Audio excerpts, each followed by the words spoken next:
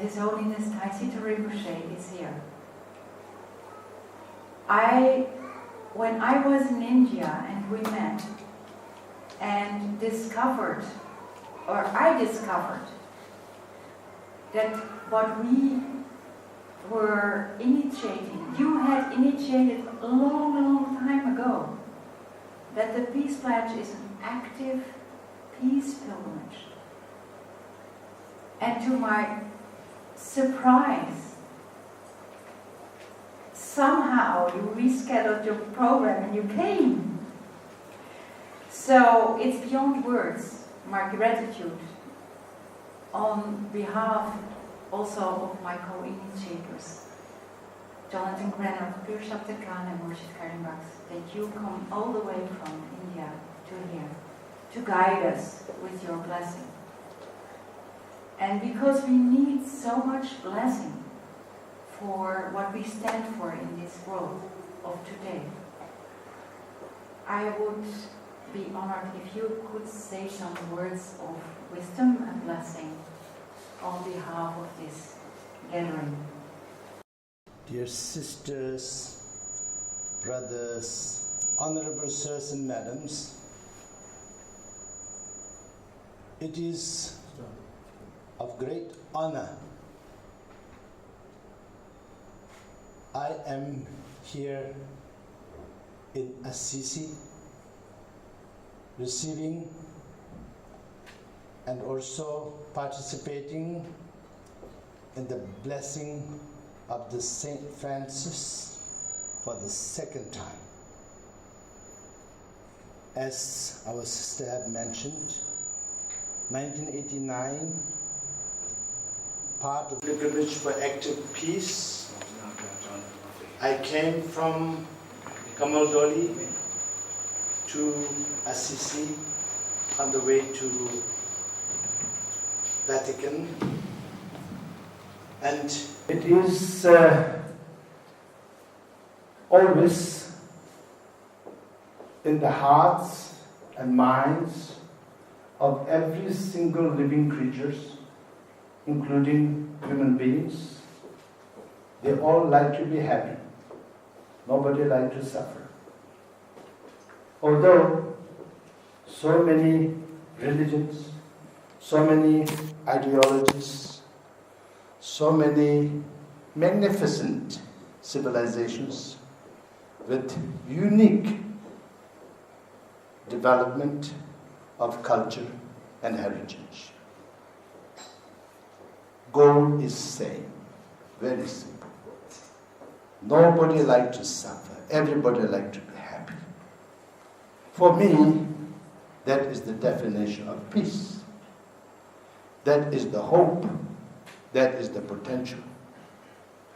We have no hope if there is large number of sentient beings who like to suffer and who don't like to be happy. Then we have no hope. Yes. That will never happen. That has never happened. Now, we as individuals, we try to pray, which we are doing here.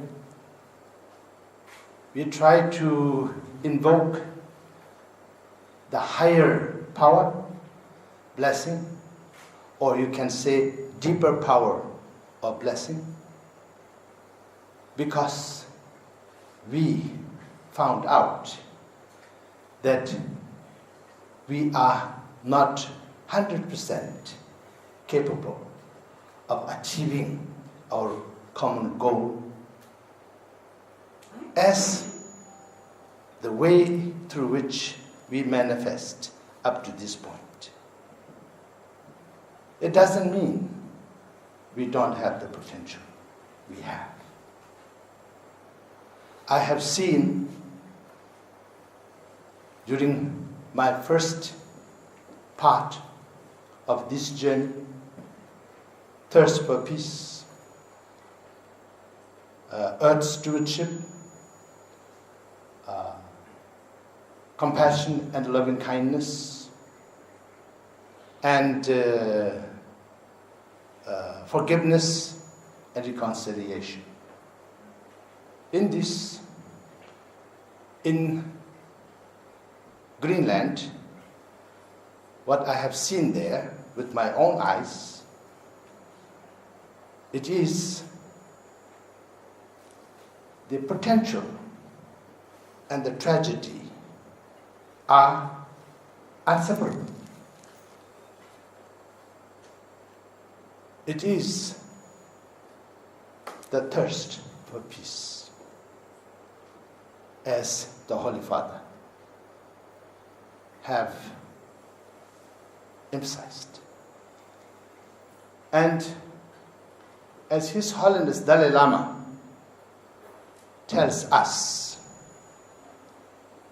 that reputable scientists told him that Tibet is third pole because of its contribution to the greatest rivers of the world, definitely of the Asia. So this way, to quench the thirst for peace is in the hearts of every single human being. We can not only take care of our own thirst for peace, but we can do that for the others. I don't want to be presumptuous, but from my heart, as a Buddhist, of course, we have regular examples. But being here in Assisi, Saint Francis is perfect example. And may we sincerely invoke his blessing and blessing of all the great beings, Buddhas and Bodhisattvas in my case. And in different faith, there's different terminologies, but essence got to be same. We all have the same red blood. We all have the same white bone. We all have. So this way, let us sincerely make this very simple today. Very simple. We can discuss and elaborate on things afterwards, of course. If each one of us have the opportunity to share our little experience, it might become one piece of puzzle in the entire picture of what this world can possibly be. Not turning this into some sort of heaven, but make it a really practical, livable world that have future for many generations. No tragedy for many generations. So,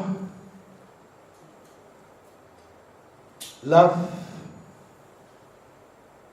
unconditional, like equals who are sincere to each other.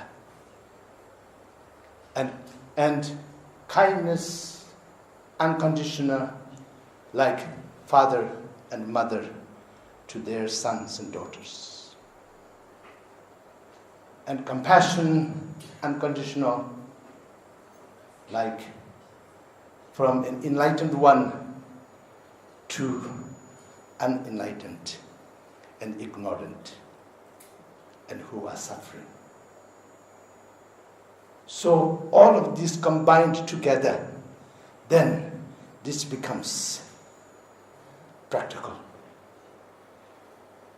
Of course, I am a religious person, I'm a bhikshu, but my life, my duty, my personal life, what I have to go through. Make me pragmatic. So, as a pragmatic person, then whatever prayer I say, it has to work. Somewhere deep there, of course it works, but on the surface as well. So when these three things combine together, then it worked for me.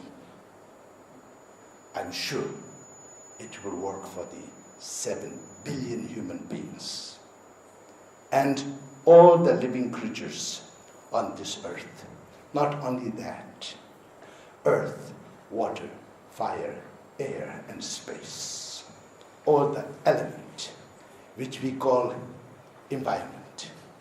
When these elements are not in balance, then environmental tragedy. So for that also it will work. May this love, kindness, and compassion manifest in the hearts and the minds of every single being, starting from we the human being and all the natural world which is part and parcel of living beings. Thank you.